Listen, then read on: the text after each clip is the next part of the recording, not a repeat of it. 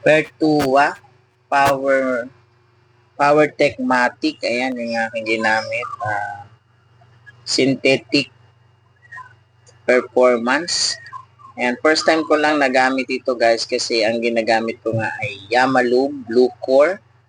Ayan, dahil naubusan nga sila, napabili ako nito. Ito yung nirecommend sa akin ng seller. Maganda daw ito. Ayun, napakabango pa nga niya guys. Ayan, na-drink ko na at isasalin ko na nga yung Pertua oil. Ayan,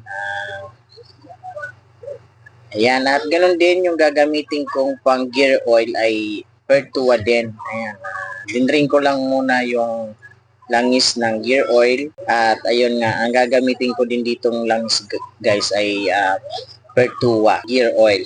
Ayan guys, kung nagamit nyo na to, comment nyo naman kung maganda ba ito sa ayan, sa ating scooter or M3. Ayan nga guys, dinidring ko lang siya dyan. At ginamit ko nga pala yung kawali dyan para mama iprito ng itlog. Joke lang. Lumang ano na po yan. Kawali. Ayan guys, so na-drain ko na nga.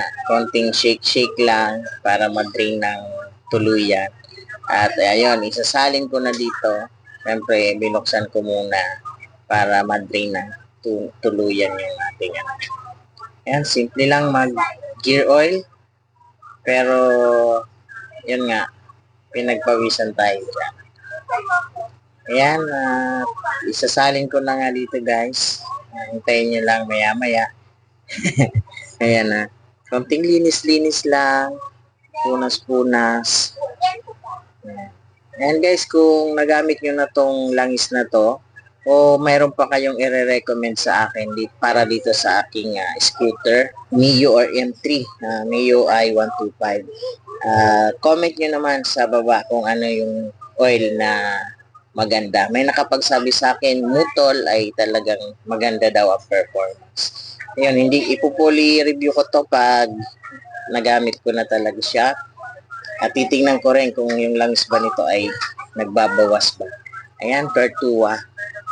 Ayan, yung gear oil niya, ganyan yung ano, ganyan yung kulay. Mabango din, ganun din. Pares na parehas lang din dun sa pang oil na ginamit ko. Ayan, pa-react naman guys and comment. At paki-follow naman ang aking page, That's Glenn. That's Glenn po pala.